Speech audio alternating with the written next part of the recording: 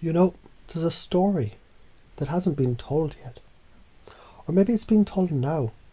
Or was always being told inside the part of you that's been listening long before you knew you were hearing it. Because there's a rhythm, an undercurrent, a pulse of change that begins not when the words begin, when your unconscious mind begins to awaken to the idea that in this moment, this is the space where an entire new reality can begin, not by force, but by flow, not by pressure, but by permission, to evolve into your true operating system. And in this place, as you float between meanings and metaphors, you may wonder, is this the moment you begin to remember something powerful, or the moment you begin to forget what no longer serves? Because you see, those old definitions of you, trauma, pain, identity, were never the destination, just the terrain.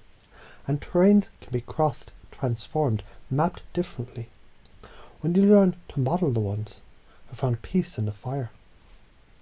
Just like a forest that once burned heals richer soil beneath, you too are rebuilding deeper roots, not in spite of the fire, but because of it.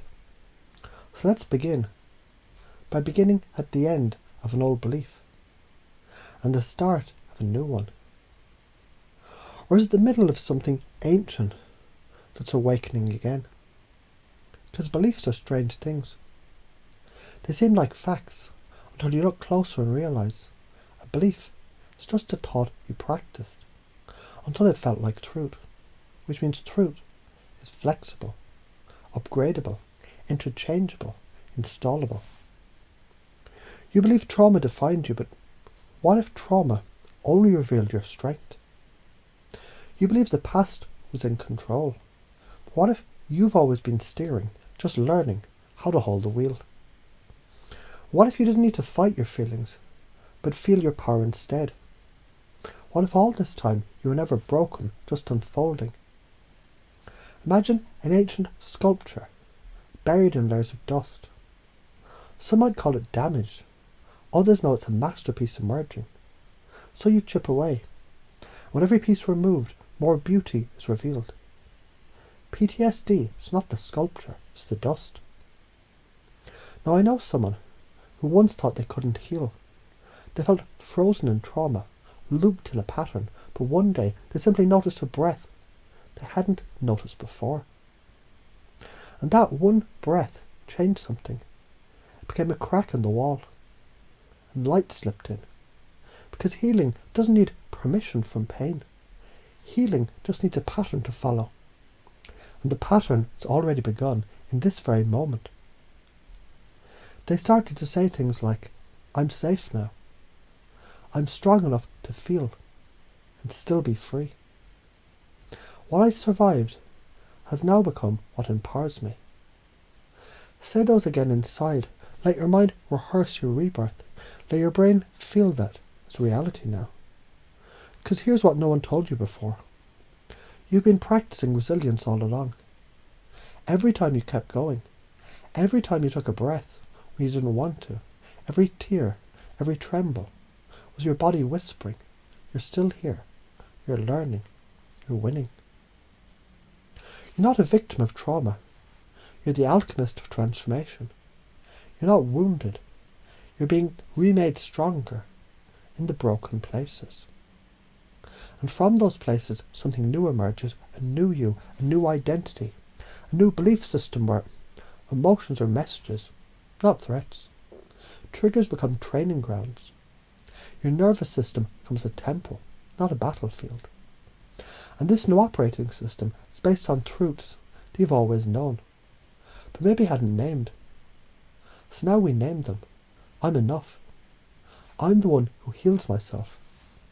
Every emotion I feel, I can process and integrate. There's no failure, only feedback. My body and mind are allies in healing. I control my state, and my state shapes my fate. I attract what I radiate. The strongest frame wins. My frame is freedom. Rapport with myself is the root of all relationships. Self-approval is my superpower. Now as these beliefs begin to sink deeper, there's another pattern forming, a skill set unfolding unconsciously.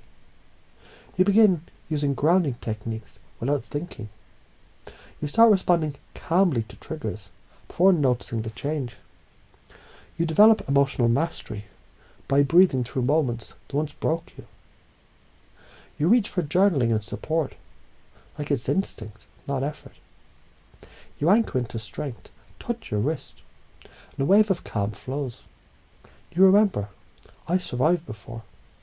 I can do more than survive now. Because healing isn't about forgetting. It's about remembering who you really are, underneath what happened to you.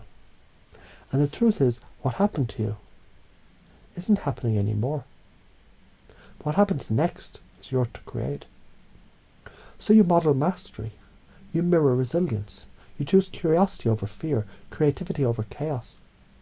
Maybe now or maybe later, or long after this moment, you find yourself surprised by how easily everything has shifted. You walk into rooms differently, speak with more resonance, notice more synchronicities. Be more of yourself than you ever thought you could be. Not because you tried harder, but because you installed the belief system of a survivor who turned sovereign. And from here on, every breath becomes an upgrade. Every step, a new program writing itself into being. Every moment a chance to act from the truth that you're whole, you're healing, you're unstoppable. And just as you forget what you thought was true, you remember what was always true underneath. This moment is the moment everything changes.